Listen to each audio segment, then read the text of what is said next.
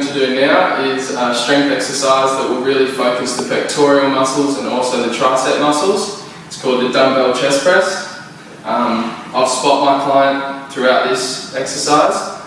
Usually what we do in someone like Karen is we get them to perform 3 sets of 10 to 12, but for the purpose of today we're just going to do 2 sets of 8, just so I can show you that I can teach her the correct form and teach her a way to complete the exercise that will not only achieve results but also avoid injury and any risks. Like I said, I'll monitor Karen throughout this exercise and make sure she is doing it with the correct technique in a way that she can achieve results. Alright Karen, so if you'd like to just sit on the bench, I'll pass you the weights. We're using 7 kilo weights here. Karen told me before this workout that 7 kilos was appropriate for her. She's used weights heavier than this before, so we're going to use this as a good starting point, and it will also allow for progression.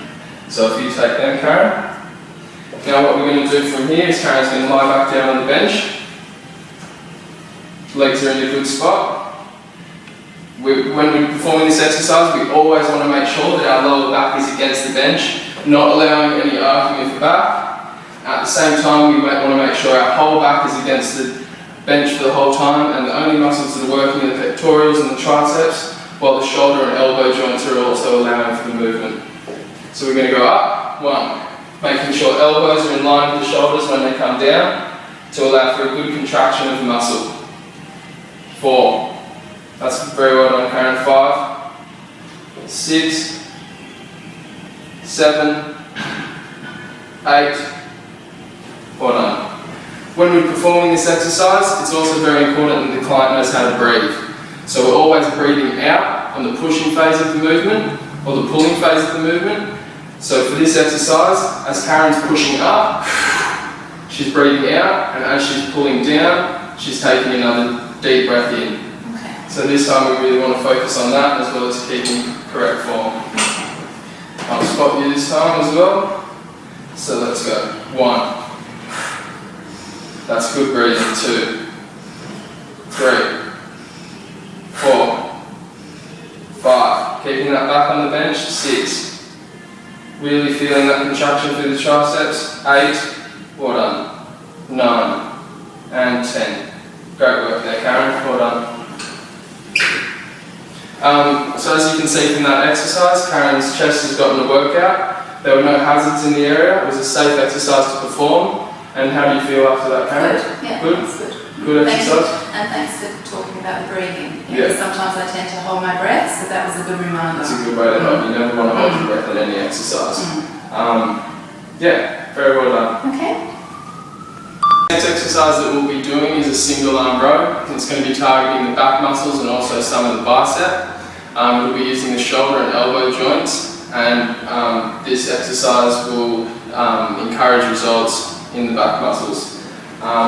Before I start this exercise, the area is risk-free. It's been checked for hazards prior to the session. I've checked with all the other personal trainers in this facility as to make sure that they don't need the equipment that we're about to use. When we're performing the single arm row, it's very important that we keep a strong core, almost as if we're pulling our belly button towards our spine. We want to keep a straight back and keep our neck in a neutral position, which for this exercise we'll be looking down at the floor. We also want to make sure our shoulders are relaxed and that they're not doing too much of the movement for us, and that it's mostly the contraction through the back. So the correct form for completing this exercise is we want to get down on the bench like this. We want to make sure our breathing is carried out throughout the exercise and that we're not holding our breath. And then on the correct completion of the exercise is as follows. So we want to pull up and squeeze and lower. That's 1 rep. 2 reps. We're going to complete 2 sets of 8 reps, and I'm going to help Karen throughout and ensure that I spot her correctly and also make sure that her technique is suitable for the exercise. And am I going to be doing both reps with 1 arm, or should You're going to be doing this 2 sets of 8 reps on either side. So okay. we're going to do, so we're going to do 2 on 8 like this, then switch, and then switch it over to 8 like this. Okay, alright. And that's 1 set. Okay.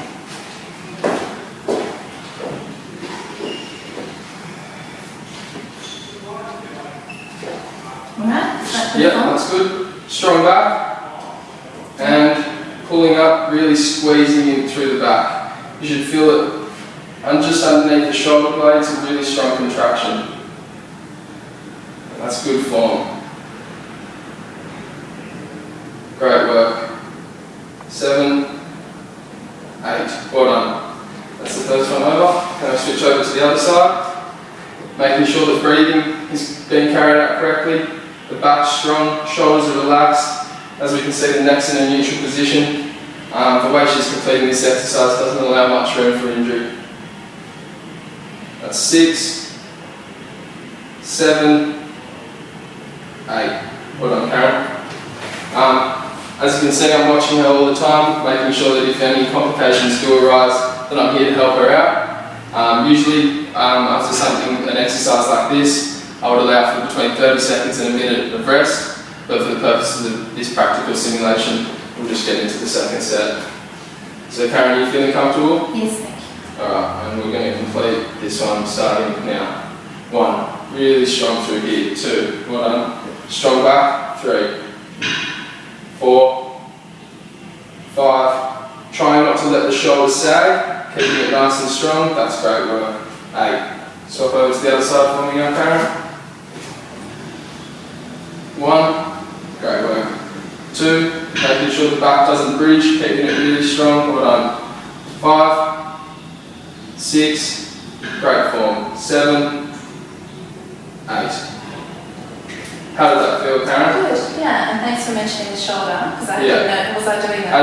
As the exercise progressed, I noticed that form began to sag a little bit through the shoulder, so there, your shoulder was drooping a little bit, so we really want to keep strong through the shoulder blades, but also a relaxed neck, and then really strong through the core as well. Thanks for pointing that out. Alright, and yeah,